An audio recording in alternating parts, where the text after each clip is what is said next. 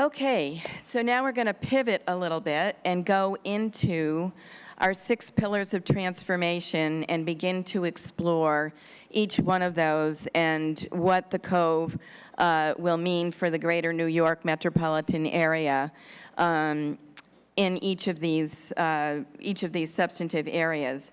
And the first one is economic growth and the foundational ecosystem that is required to really launch that kind of growth.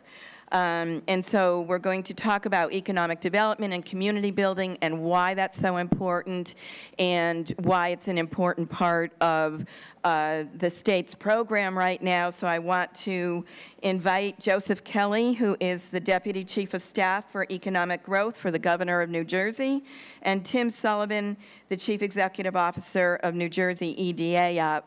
And of course, want to also invite Anicia Cialone,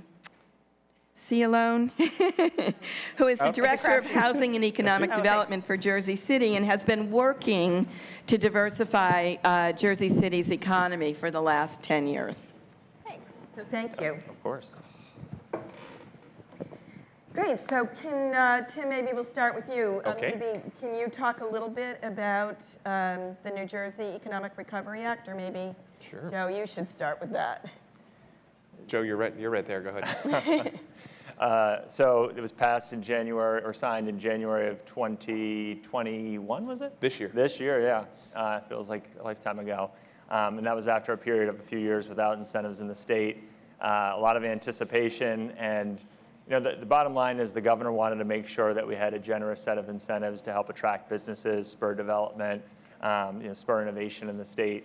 But also wanted to make sure that we were doing the right thing by the taxpayers and kind of making sure that the ROI was there for the taxpayers in the state of New Jersey.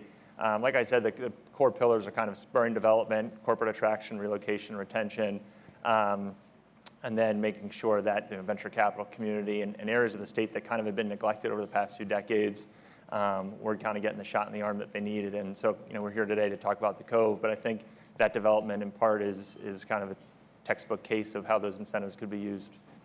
Tim, anything to add? Yeah, well said. I think the one of the centerpieces of that piece of legislation, as Joe mentioned, is sorry, I'm having allergies, so I'm doing my best. I took a test, so I'm good. It's allergies. You sure about that? Yes. Which test, Tim? Yeah, exactly. I'll send you the files, Joe. Let's do another one right now. One of the centerpieces of I think the governor's approach to reforming and rethinking how we think about our incentive program was really around the innovation economy and thinking about our life sciences industry, our tech industry, and all the sort of various dimensions of technology, whether that's fintech, cybersecurity, sports betting, things that are hot and growing in New Jersey and across the country. The Evergreen Innovation Fund that's now the law of the land and included in the incentives package is a $500 million public-private venture capital pool to support early-stage life sciences companies and other high-growth, high-potential companies. Because one of the realities, and I think it's important to be honest with ourselves, if we looked in the mirror and looked at the last 20, 25 years in New Jersey's history, as Joe was describing, New Jersey is and remains one of the leaders in innovation, but there's no doubt we've lost some ground, and others have spent the last 2 or 3 decades running the New Jersey playbook in a lot of ways. Right across the river, New York City is a good example of that. When Carolyn and I used to work together, we worked on that plan together, and back in the Bloomberg era, and Massachusetts and California and Austin and lots of other places. New Jersey has not seen the kind of growth of early stage companies into great big companies that we need to. We've not seen enough replenishment of our stock of Fortune 500 companies. And so using tax credits to partner with big companies, which is how the Evergreen Fund works, to invest in early stage growth companies, we think is going to be a game changer for Jersey City for projects like this. Because if this project goes, I think the way we all hope it goes, and the future of the economy goes the way we hope it goes, yeah, it'd be great to have sort of an anchor, I'm sure it will be great to have anchor tenants that are brand names that you've heard of today. But 5, 10, 25 years from now, who's going to be the folks that are populating these kinds of projects? They may not even be formed yet. They may not exist yet.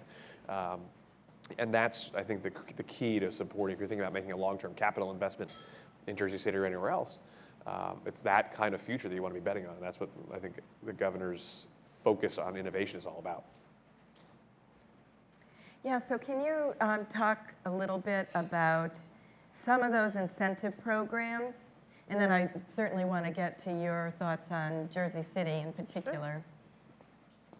Yeah, so one of them is the Evergreen program, which I just talked about a moment ago. The other one that's, I think, pretty relevant, there are two that are pretty relevant here around attracting and retaining companies, is the Emerge program. Emerge is the successor to Grow New Jersey. Grow lapsed in 2019. Like Joe, I'm also losing track of time because of the pandemic. I think 2019 was when that lapsed. And we did not have a sort of a core bread and butter economic development incentive and attraction program and retention program. Until last week, our board just approved the first Emerge Award last Wednesday to add 350 or plus new jobs up in Bergen County. I'm sure we'll get to all 21 counties eventually. I'm sure we'll have something for Hudson soon. But it is a really powerful and potent tool that attracts and to attract and retain primarily new jobs, create new jobs in cutting-edge, high-priority sectors for New Jersey. We really want to focus on, and I think it's talked about, economic diversification is such an important piece of what Anicia works on, and the trajectory of Jersey City in the last several years, or last decade or so, around economic diversification is incredible. New Jersey is sitting at this precipice of 4 or 5 brand new sectors that are growing and popping in a huge way. We're not the only place trying to compete and win for those. Offshore wind, clean energy, sort of the future of cell and gene manufacturing and life sciences is certainly on that list. Sports betting, marijuana, film and television. There are sectors, 5 or 6 sectors, that are really poised to really broaden and diversify and strengthen and make more resilient, economically resilient, the New Jersey economy. Those are the kind of sectors we want to lean into. So this program is geared to attract, good paying, family-sustaining jobs in these key sectors that we think that if we make the right investments, we're poised to either maintain a competitive edge, life sciences clearly on that list, or to gain a competitive advantage, film and television on that list. Sports betting is on that list. Clean energy, offshore wind is on that list. So it's a really important tool. It's a per job, per year tax credit. You've got to do a whole bunch of things. I'll spare you the details of every dimension of the regulation, but if you bring new jobs to New Jersey and you are in the right sectors, you're in the right places, it's a really potent tool. So, Anicia, do you want to talk a little bit about your efforts to diversify Jersey City economy? Yeah, sure. I mean, really, when we look at really the major growth in Jersey City over the last 30 years, especially the first 20 of those, we're very focused on residential development, primarily on the waterfront in downtown, which we were very successful with. We still are successful with. There's lots of projects, underway and in the pipeline, and that's really been the focus of that development. That the growth of that out to other parts of the city has been a lot of the focus.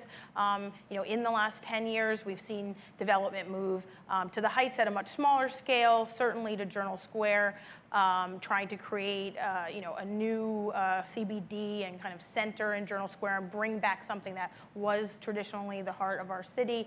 As the mayor mentioned, a new municipal hub on the southern side of the city and trying to, spur economic development in a portion of the city that really has not had those gains in that time period, as well as the area just next to where we are now in Bergen Lafayette, which has seen an enormous amount of growth and development. But really, Jersey City always saw it, and it was always planned really as a bedroom community to New York City, and that was really the history of this, large development that's happened over the last 30 years. What we've seen is that we've really tried to think beyond that and really think of ourselves as trying to become the best mid-sized city in the country. And to do that, we can't just build residential development. We can't just see ourselves as housing for New York City, and we have to grow other industries. And so that's been more of the focus more recently, trying to support and grow various sectors. We have traditionally had the financial sector be more of our business center in our downtown, but more recently we've been trying to piggyback off of all of these wonderful efforts at the state level. Certainly this opportunity with the life sciences is huge. I think one thing that anyone who works in development in this city and in our space and works with our team will see is that if you come to us with an idea, if you come to us with something you want to do, we're extremely flexible, we're extremely happy to work with you. And I think this project, and as well the other life sciences work that's going on in the city, is a good example of that. We're not a team that when you say, oh, I have this idea, we need to change the zoning to allow for lab space, that we need to think about it for a while. We don't think about it. We're like, please, let's work together. Let's get something on an agenda within a few months. Let's move forward. Let's move forward quickly. Let's figure out how do we help that industry? How do we change our zoning and incentivize more development of that? How do we create clusters? We recognize we're more successful, right, when you build an economy that's built, across the board and not just at one project. And so we're doing that. We're doing that as well with the opening up of tax credits for film and television. We're doing that as well. We believe that this could be the forefront of that within the state as well, and even the marijuana bandwagon. We jumped on that as well, and have been very open. Our mayor's been very vocal about his openness to that industry as well. We want it all. We want it all. We want it to come here to this city, and we're really happy and look forward to all the other things that might come and build off of all of this. Yeah. So, Jersey City is just one of a number of new initiatives like this that are happening in New Jersey right now. Can you talk a little bit about what the governor's doing to drive these innovation communities across the state? Yeah, sure. So first off, Anisia is totally right, though. Her team, the mayor, Diana, who was here earlier, our experience working with them, whether it was on relocating the North American headquarters of the Pompidou here or working on New Jersey Transit real estate, the partnership has been great. And the mayor's vision and the governor's vision really intersect, and we figure out ways to just kind of get the deal done, get the project done in a way that's responsive to what market demands are and what we can do as a state and what they can do as a municipality. So couldn't have better partners there. And that goes for the rest of the state too, in many municipalities and counties.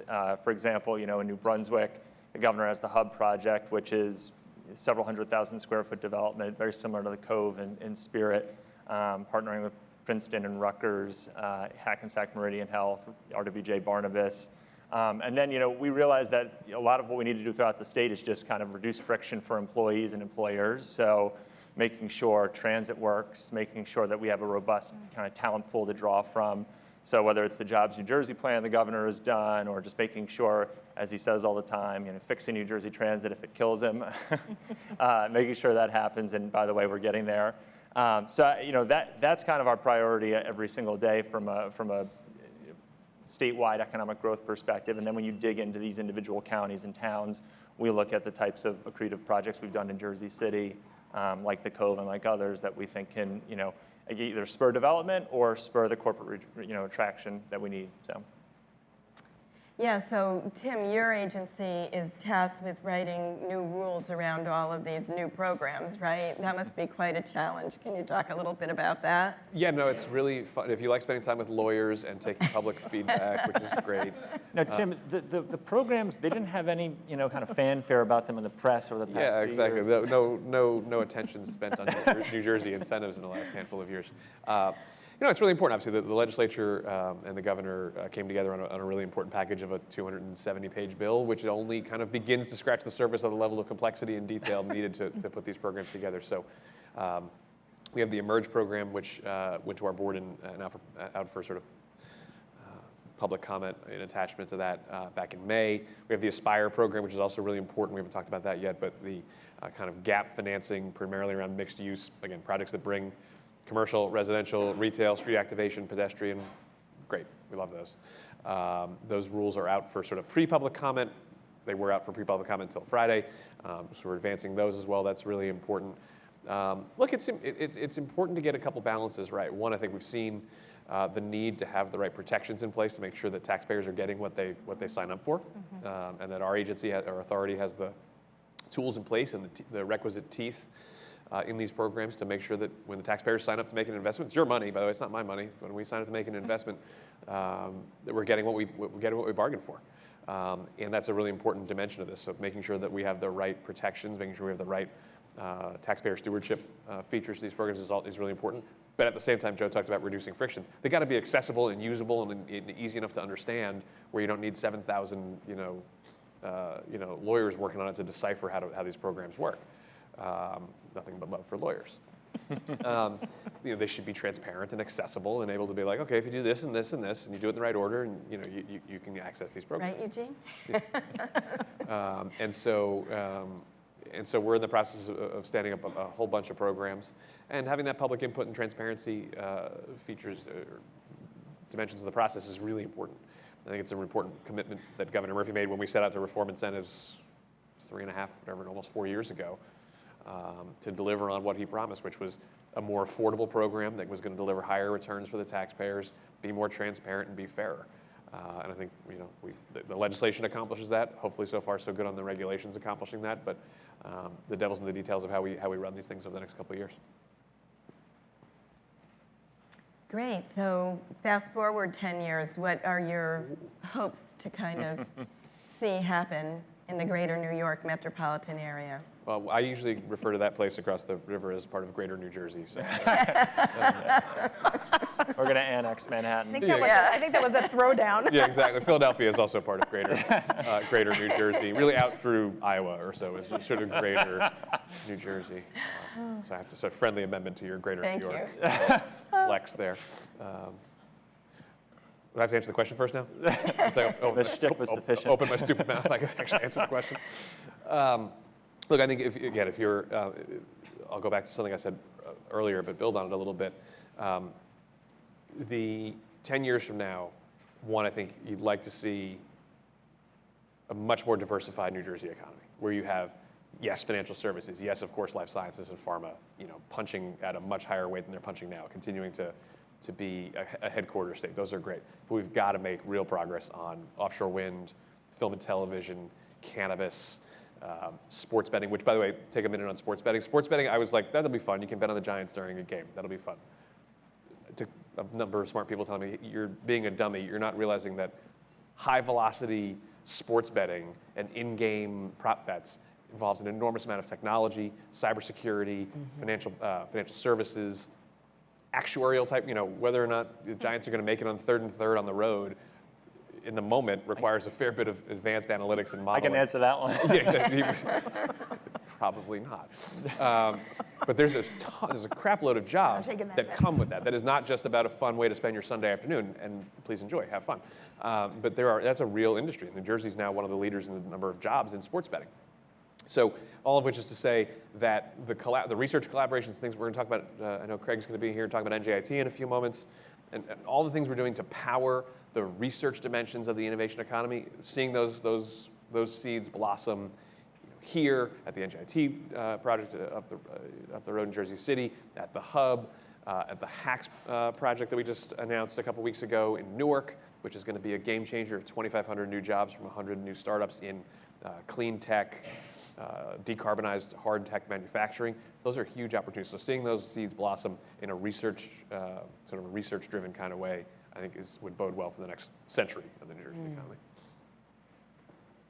I'll add. I think that we hope to see a diversified economy here in Jersey City.